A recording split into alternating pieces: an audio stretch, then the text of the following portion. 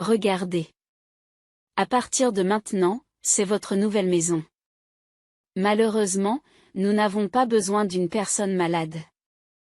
C'est ce qu'on m'a dit soudainement, et j'ai été emmenée involontairement en voiture, pour me retrouver chez ma tante avant de m'en rendre compte. Votre père a déclaré qu'il ne paierait pas vos frais médicaux afin de couvrir les coûts des études de votre sœur à l'étranger. Je suis restée bouche bée, mais ma tante m'a accueillie chaleureusement. Sonia, ne veux-tu pas devenir mon enfant, m'a-t-elle proposé, et à partir de ce jour, j'ai commencé une nouvelle vie en tant qu'enfant de mon oncle et de ma tante. Et 10 ans ont passé. Je m'appelle Sonia. J'ai 2 générations de parents. Je considère l'un d'eux comme le pire, et je respecte et chéris profondément l'autre. Vous vous demandez peut-être pourquoi j'ai 2 familles. C'est parce que ma maladie a compliqué les liens au sein de ma famille. Depuis l'enfance, je suis victime de crises fréquentes et inexpliquées, qui nécessitent une attention constante. Bien que les symptômes soient quelque peu contrôlés par les médicaments, le stress et la fatigue augmentent les risques de crise. C'est pourquoi mes parents m'ont strictement interdit de faire de l'exercice. J'étais toujours un simple spectateur pendant les cours de gymnastique et je ne pouvais pas jouer librement avec mes amis. En revanche, ma sœur cadette Noël, qui a 4 ans de moins que moi, était énergique et talentueuse, répondant à toutes les attentes de nos parents à mesure qu'elle grandissait. Elle était particulièrement passionnée par le basketball. À l'école primaire, elle a rejoint un club local de mini-basket très réputé, et son talent s'est développé. Plus tard, elle a rejoint un club sportif réputé. Ses compétences se sont remarquablement améliorées. Lors des matchs, elle a toujours joué en tant que titulaire. En tant que représentante, elle dirigeait l'équipe et rivalisait activement avec les joueuses plus âgées lors des entraînements. Je me sentais fière de la regarder, mais aussi un peu envieuse. À cette époque, mes parents ont commencé à faire une nette distinction entre la façon dont ils me traitaient et celle dont ils traitaient Noël. C'était particulièrement vrai en ce qui concerne les repas. Noël recevait des aliments nutritifs faits maison. Pour moi, c'était surtout du pain et de la soupe instantanée. Parfois, je recevais les restes de ce que Noël n'avait pas fini. Il y avait aussi une disparité dans l'habillement. Noël portait des vêtements d'enfant à la mode, tandis que je recevais des vêtements d'occasion. Pour les anniversaires, Noël et les promotions scolaires, Noël était traité de manière spéciale, alors que j'étais souvent négligée. Ce traitement discriminatoire est devenu partie intégrante de ma vie quotidienne. Grande sœur, tu ne veux pas jouer au basket avec moi ? Demandait toujours joyeusement ma jeune sœur innocente. Elle tenait le ballon et me regardait avec des yeux brillants. Désolée, je ne peux pas faire d'exercice intense, répondais-je à contre-séhure. Noël a levé les yeux au ciel, réfléchissant, puis a soudain souri. On peut au moins se passer le ballon, non ? Tout en disant cela, elle a essayé de me tendre le ballon de basket. Je pensais pouvoir me contenter de m'entraîner à faire des passes, mais mes parents n'étaient pas d'accord. Ma mère était particulièrement stricte. Lorsque j'ai tendu la main pour prendre le ballon, elle l'a repoussé avec force et a crié très fort. Sonia, on ne sait jamais quand on peut faire une crise, alors ne fais rien. Surprise par ces cris, ma sœur s'est figée sur place. Le ballon tomba sur le sol et roula lentement. Ma mère a ramassé le ballon et l'a rendu à ma sœur en souriant. Noël, on va s'entraîner à faire des passes ensemble. Après m'avoir jeté un coup d'œil, elle a parlé gentiment à ma sœur et s'est éloignée avec elle. Après leur départ, j'ai ressenti une profonde tristesse et de l'irritation et j'ai pleuré toute seule. Un événement mémorable s'est produit lorsque j'étais en première année de collège. Noël était en 3e année d'école primaire, un jour de printemps. Je ne me sentais pas bien depuis le matin et j'étais alitée. En raison d'un match important de ma sœur, mes parents m'ont laissée à la maison et sont allés au match. Quand je me sens mal, j'ai plus de chances de faire des crises d'épilepsie. Me suis-je dit. Le fait de me sentir mal et d'être laissée seule a augmenté mon anxiété, accumulant le stress. À midi, j'ai eu une grave crise d'épilepsie. Sentant le danger, j'ai immédiatement appelé une ambulance. Lorsque je me suis réveillée, j'étais sur un lit d'hôpital. Au moment où je me suis réveillée, une infirmière qui venait changer ma perfusion m'a remarqué et m'a souri. Sonia, vous êtes à l'hôpital. Vous me comprenez? M'a-t-elle demandé, ce à quoi j'ai répondu par un signe de tête. En regardant attentivement autour de moi, je n'ai vu aucun signe de ma famille dans la chambre d'hôpital. Excusez-moi, est-ce que ma famille est venue me voir? Demandai-je. La famille doit venir demain matin. Vous serez seul ce soir. L'infirmière m'a répondu. Cela confirmait que mes parents et ma sœur n'étaient pas encore rentrés de leur voyage de basket. Même quand on m'emmène en ambulance, personne ne s'inquiète pour moi. C'est comme si je n'étais pas de la famille, juste une nuisance. Je me disais que les larmes coulaient et me brouillaient la vue. Je me suis couvert la tête avec une couverture et j'ai pleuré en silence. Après avoir été emmené par une ambulance, mes parents, confrontés aux critiques des voisins, ont commencé à me laisser chez ma tante, qui est la sœur de mon père. Mon oncle et ma tante travaillent dans une société de développement de jeux, et comme ils n'ont pas d'enfants, ils étaient toujours heureux de m'accueillir chaque semaine. C'est amusant d'avoir Sonia à nos côtés, c'est comme si nous avions notre propre enfant. Ma tante disait toujours, ils adoraient les jeux et m'apprenaient à connaître leurs jeux préférés, ce qui me rendait impatiente de leur rendre visite. L'un des jeux les plus remarquables est celui qu'ils ont développé ensemble et qui se déroule dans un monde fictif. Il était incroyablement captivant et j'y jouais pendant des heures. Ils me servaient toujours les mêmes plats qu'ils mangeaient eux-mêmes. La cuisine de ma tante était exceptionnelle et j'en redemandais souvent. J'ai toujours voulu choisir des vêtements pour enfants, disait ma tante en choisissant joyeusement des vêtements pour moi. Les visites chez ma tante sont devenues mon soutien affectif, me donnant l'impression d'être choyée et me procurant un lieu de réconfort. Alors que le premier trimestre de ma première année de collège touchait à sa fin et que les vacances d'été approchaient, mon père m'a emmené chez ma tante. Et la voiture était pleine de bagages et je me réjouissais à l'idée de passer les vacances d'été chez elle. Après être arrivé et avoir déchargé mes affaires, mon père est entré à l'intérieur de façon inhabituelle, semblant de bonne humeur, mais ma tante avait l'air préoccupée. En sentant l'atmosphère inhabituelle, j'ai commencé à me sentir anxieuse. Cependant, comme mes relations avec mon père n'étaient pas très bonnes, je ne pouvais pas lui demander directement ce qui me préoccupait. Alors que j'essayais d'évaluer la situation, mon père a écarté les bras et a dit joyeusement, « Écoutez, à partir de maintenant, c'est votre nouvelle maison. Malheureusement, nous n'avons pas besoin d'une personne malade. » Ouah, j'étais choquée, et la voix de mon père était joviale. Même si ma tante et d'autres membres de la famille étaient en colère, il semblait que mes parents n'écoutaient pas, leur esprit était complètement occupé par la bourse de basket-ball de ma sœur à l'étranger. Pour couvrir les frais des études de votre sœur à l'étranger, nous ne paierons pas vos frais médicaux. Ma tante et mon oncle ont eu beau essayer de les persuader, leurs efforts n'ont pas atteint mes parents. Et si vous arrêtez le traitement de sa maladie, j'accueillerai Sonia, a déclaré ma tante avec détermination. Mes parents ont accepté la proposition sans hésiter. C'est ainsi que j'ai appris que mes parents m'avaient lâché. Sans voix et choquée, ma tante m'a parlé doucement. Ton père a dit que tu voulais aussi quitter la maison. C'est pourquoi j'ai accepté. Mais à voir ta réaction maintenant, on dirait qu'on ne t'a rien dit.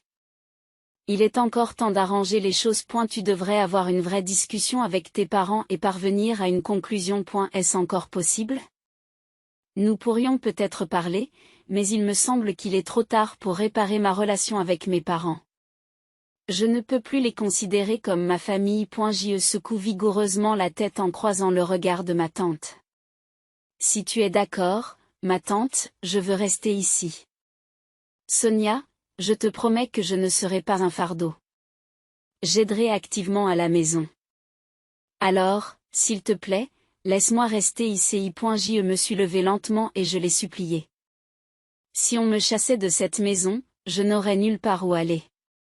Je veux vivre dans votre maison, ma tante, s'il vous plaît. Je l'ai supplié, la voix tremblante. Un sentiment de confusion régnait entre mon oncle et ma tante. Je me demandais comment ils allaient réagir. Je ne pouvais pas empêcher mon corps de trembler. Ma tante m'a alors doucement caressé la tête. Sonia, ne veux-tu pas devenir notre enfant, j'ai levé les yeux et j'ai vu mon oncle et ma tante me sourire chaleureusement. Oui, je t'en prie. Répondis-je, les larmes de soulagement coulant à flots.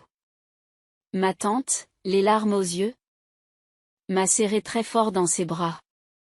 Mon oncle, essuyant ses larmes, veillait sur nous. À partir de ce jour, je suis devenu l'enfant de ma tante et de mon oncle. Finalement, nous avons suivi une procédure spéciale d'adoption et je suis devenu légalement leur enfant. Grâce à cela, j'ai pu participer activement aux cours d'éducation physique et jouer avec mes amis. J'ai également constaté une amélioration de mon état de santé et je ne m'inquiète plus que rarement de ma maladie. Je suis vraiment heureux de vivre avec mon oncle et ma tante. Par la suite, j'ai commencé à participer à des jeux de cartes à collectionner. Malgré le risque de crise d'épilepsie, mon oncle et ma tante ne m'ont pas arrêté mais m'ont soutenu, me permettant de me concentrer sur la compétition. Un désir profond de leur rendre l'appareil un jour est né dans mon cœur. J'ai rejoint le club de cartes à collectionner dès mon entrée au lycée.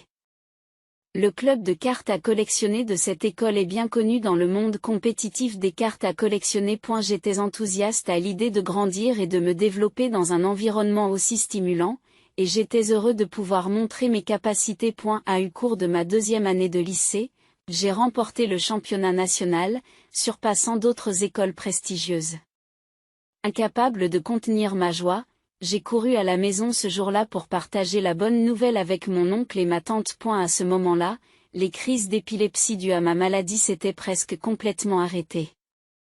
Avant d'obtenir mon diplôme de fin d'études secondaires, un médecin m'a informé que ma maladie était complètement guérie et que j'étais devenue aussi saine que ma sœur. Après le lycée, j'ai continué à participer à des compétitions de cartes à collectionner, avec le soutien de mon oncle et de ma tante.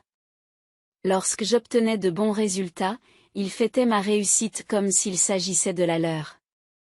À partir de 20 ans, j'ai commencé à obtenir des résultats stables. Aujourd'hui, à 22 ans, je suis connue comme une joueuse de premier plan et reconnue comme la reine des cartes à collectionner. Cela fait environ 10 ans que j'ai été prise en charge par mon oncle et ma tante.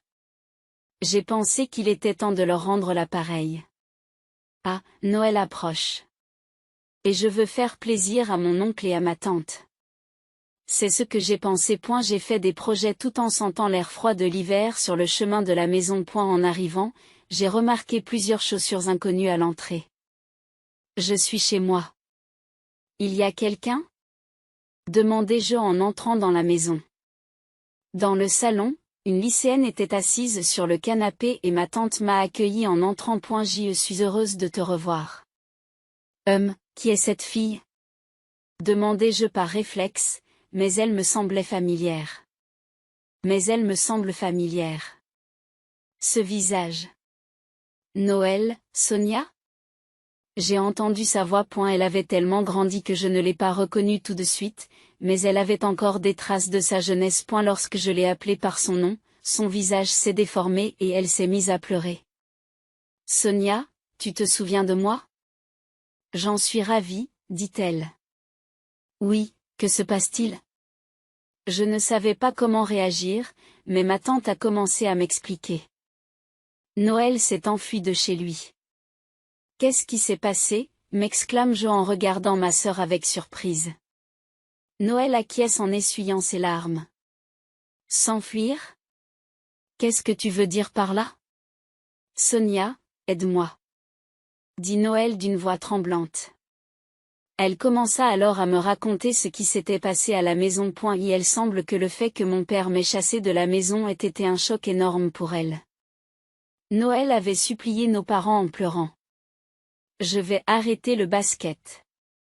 Laisse ma grande sœur rentrer à la maison. Mais notre père l'a sévèrement réprimandée.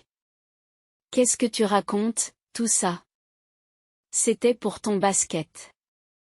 Tu ne devrais pas faire les choses à moitié. Je n'accepterai pas que tu abandonnes. Tu es le seul enfant de ta mère. Tu dois travailler dur et devenir un joueur respectable. Dit ma mère d'une voix glaciale, refusant de prendre les paroles de Noël au sérieux. Mes parents avaient entièrement contrôlé la vie de Noël, la forçant à mener une existence centrée sur le basket-ball contre sa volonté, Depuis son enfance jusqu'à ce qu'elle soit en dernière année de lycée. A eu cours d'une séance d'orientation professionnelle, Noël a finalement trouvé le courage de déclarer qu'elle se séparait du basket-ball.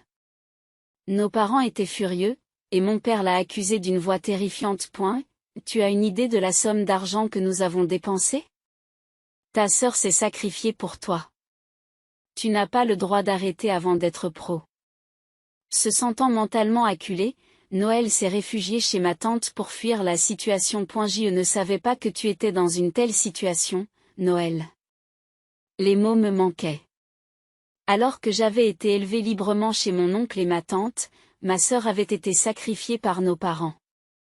Noël, tu as vécu beaucoup de choses. Je ne savais rien. Je suis désolée, ai-je dit. Ma sœur a rapidement secoué la tête, surprise. Non, tu as traversé tellement de choses pour moi. Et pourtant, je te demande de l'aide. Je suis vraiment désolée. Dit Noël en baissant les yeux, ses petites épaules tremblaient. Et ne t'inquiète pas. Je suis très heureuse que tu sois venue ici. Répondis-je joyeusement.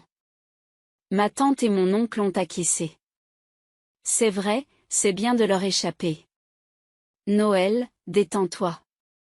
Ta grande sœur te protégera, dis-je. Pourtant, au fond de moi, je ressentais de la peur et de la réticence à m'impliquer.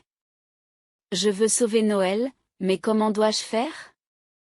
J'ai réfléchi et j'ai commencé à élaborer des plans. Le jour de l'exécution du plan était Noël. Un jour froid sous un ciel d'hiver qui menaçait de tomber sur la neige. Dès le retour chez mes parents pour la première fois depuis 10 ans, j'ai rassemblé mon courage et j'ai appuyé sur la sonnette. La porte s'est ouverte avec force et mes parents m'ont accueilli en me disant « Welcome back ». Oh, nous t'attendions, dit mon père. Mes parents m'ont accueilli avec des sourires inhabituellement lumineux. Ils devaient être au courant de mon retour par ma tante. Ils devaient aussi comprendre qu'il s'agissait de ma sœur. Bon retour, attends. De quoi parlez-vous après m'avoir jeté dehors? J'ai questionné leur attitude, perplexe. Ma mère, d'une voix mielleuse, m'a pris la main en parlant. Viens, il fait froid, rentrons. Non, c'est très bien ici. Je suis occupée et je ne peux pas rester longtemps. Je répondis brièvement, et leurs visages s'assombrirent un instant avant qu'ils ne retrouvent rapidement leur sourire. Puis, ils se mirent à parler fort d'une manière peu naturelle. La reine du monde des cartes à collectionner, hein, ton père est fier de toi. Moi aussi, tu as gagné beaucoup d'argent. Je m'en suis vantée dans le quartier, alors reviens vite. Ma mère a dit, irritée par leur comportement, j'ai répondu calmement. Je réponds calmement, hein? Je réponds calmement. Parce qu'une famille doit être unie, non? A répondu mon père. J'ai été consternée par ces paroles et je les ai regardées avec incrédulité. Comment oses-tu dire cela après m'avoir abandonné? Criai-je intérieurement. Cependant, mes parents ne semblaient pas s'apercevoir de mon attitude et continuaient à m'amadouer. Ta mère a nettoyé ta chambre quand elle a appris que tu revenais. Nous espérons que tu pourras te détendre ici. M'ont-ils dit. Nous avons même remplacé la moquette de ta chambre pour que tu puisses t'entraîner confortablement à la maison. À partir de maintenant, n'hésite pas à nous demander quoi que ce soit. Ils ont continué. Ils n'arrêtaient pas d'accumuler les mots pour essayer de gagner mes faveurs. À ce moment-là, j'ai compris. Ces gens-là. Ils ne parlent pas vraiment de moi. Ils se contentent de se vanter auprès des voisins. Ils ont inventé une histoire sur la façon dont ils ont soutenu mon succès en tant que joueur de cartes de compétition de haut niveau et s'en sont vantés dans tout le quartier. Envoyer ma sœur étudier le basket-ball à l'étranger n'était également qu'une mesure prise pour sauver les apparences. J'ai regardé mes parents avec un sourire cynique. C'est vraiment épouvantable. Vos efforts égoïstes n'ont aucun sens. En fait, j'ai l'intention d'arrêter les jeux de cartes à collectionner dans quelques années. Quoi? Mes parents sont choqués. Mon père ne savait plus où donner de la tête, tandis que ma mère avait l'air abasourdie. Les jeux de cartes de compétition exigent des réflexes, de la concentration et de l'endurance physique. Je ne peux pas continuer à rivaliser avec les jeunes joueurs indéfiniment. Je prévois de prendre ma retraite après avoir gagné un peu plus d'argent. Alors que je parlais gaiement, mes parents étaient clairement perturbés. Alors, que feras-tu après avoir pris ta retraite, demande mon père. Eh bien, il se peut que je sois au chômage pendant un certain temps. J'ai répondu avec un sourire, en observant leur réaction. Les faux sourires sur les visages de mes parents disparurent, rapidement remplacés par des expressions de colère. Quelle absurdité! Être au chômage sans véritable emploi. Savez-vous à quel point ce serait gênant au travail? Je ne peux même pas l'imaginer. Mon père s'est exclamé. Oui, vous pouvez donc m'oublier.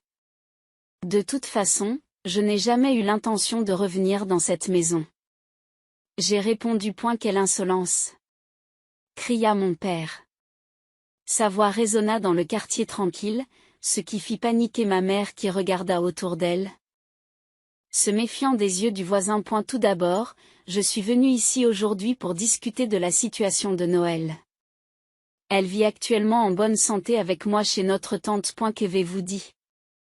Vous l'avez kidnappée? C'est impardonnable. Rendez-la à sa mère. Face à ma mère qui se faisait soudain passer pour une victime, je la fixai du regard et déclarai fermement. Non, je n'ai pas l'intention de la rendre. Absolument pas. Je vais m'occuper de ma sœur. Qu'est-ce que tu racontes? Je vais appeler la police. Alors qu'ils étaient agités, je les ai observés calmement et j'ai répondu clairement. J'ai déjà expliqué la situation à la police et je l'ai signalé au service de l'enfance. J'ai également consulté un avocat. En fait, c'est vous qui êtes en infraction. Quoi, qu'avez-vous dit? J'ai consulté divers professionnels pour continuer à soutenir ma sœur. J'ai envisagé la possibilité d'être accusé d'enlèvement par mes parents. Je me suis également renseigné sur les dispositions légales. Depuis que Noël a atteint l'âge adulte à 18 ans, elle peut légalement décider de sa propre résidence et de son avenir, dépassant ainsi les droits parentaux. Noël, qui a quitté la maison de son plein gré pour éviter les influences négatives de nos parents, ne rencontre aucun problème juridique en choisissant de vivre avec moi, sa sœur. Forte de ce constat, j'ai fait face à mes parents en toute confiance et je les ai engagés dans cette conversation. Rester avec vous n'apporte que du malheur. Ma sœur et moi ne sommes pas des outils dont vous pouvez faire étalage pour votre propre vanité. Du coin de l'œil, j'ai remarqué l'apparition d'un voisin. Peut-être avait-il remarqué l'agitation et était-il venu voir ce qui se passait. Maintenant, je vais profiter de cette occasion pour faire une scène. Tout le monde. Ces gens ont interrompu mon traitement médical pour envoyer ma sœur étudier le basket à l'étranger. Honnêtement, c'est une situation anormale. Si mon oncle et ma tante ne m'avaient pas recueilli, je ne serais peut-être pas là aujourd'hui. J'ai crié aussi fort que j'ai pu. Oh, attends, qu'est-ce que tu dis? Ignorant ma mère troublée, j'ai élevé la voix encore plus fort. J'ai élevé la voix encore plus fort pour faire valoir mon point de vue. Tu as forcé Noël à devenir une joueuse de basket juste pour ton orgueil, en sacrifiant son enfance. Calme-toi. Le visage de mon père était rouge de colère et il a tendu la main pour m'attraper. Mais j'ai repoussé sa main et j'ai continué avec acharnement. Quel genre de parent êtes-vous en disant que vous n'accepterez pas qu'elle abandonne jusqu'à ce qu'elle devienne une joueuse professionnelle? Vous ne voyez vos enfants que comme des outils. Ni moi ni ma sœur ne reviendrons jamais ici. Si vous essayez d'intervenir, j'appellerai la police. Juste pour que vous le sachiez, je suis déjà prêt à intenter un procès. C'est pourquoi je suis venu aujourd'hui. J'ai fixé mes parents d'un regard sévère. Ils se sont tordus de malaise et ont eu du mal à répondre. En regardant autour de moi, j'ai remarqué que de nombreux voisins observaient notre intense dispute familiale depuis leurs fenêtres et leurs cours. L'expression de leur visage montrait de la surprise et de l'inquiétude. Je me suis juré de ne plus jamais revenir dans cet endroit. C'est avec cette résolution au cœur que j'ai quitté la maison en toute confiance. Le temps a passé et 8 ans plus tard, j'ai franchi une étape importante à 30 ans et j'ai décidé de me retirer de la compétition de jeux de cartes à collectionner. À l'origine, j'avais prévu de prendre ma retraite à 25 ans. Mais j'ai décidé de m'occuper en priorité de ma sœur et de mettre mes projets de vie en suspens. En raison de l'entraînement intensif qu'elle a subi pendant son enfance, Noël s'est blessée au genou, ce qui l'a amené à se fixer un nouvel objectif, devenir kinésithérapeute. Elle avait déjà rêvé de devenir basketteuse professionnelle, mais elle a dû abandonner ce rêve à cause de sa blessure. Après une année d'école préparatoire, Noël est finalement entrée dans une école professionnelle. Pendant cette période, j'ai appris à quel point elle avait souffert de nos parents. Et j'ai vu la dure réalité pour la première fois lorsqu'elle est venue me demander de l'aide. Pour compenser son passé, j'ai décidé de prendre en charge ses frais de scolarité. Noël a fini par obtenir un diplôme de l'école professionnelle et une qualification de kinésithérapeute. Aujourd'hui, elle se consacre entièrement à l'aide aux athlètes blessés. Un jour, je te rendrai l'appareil, Sonia. Dit toujours Noël avec bonne humeur. Chaque fois que nous nous rencontrons, son visage déborde de vitalité.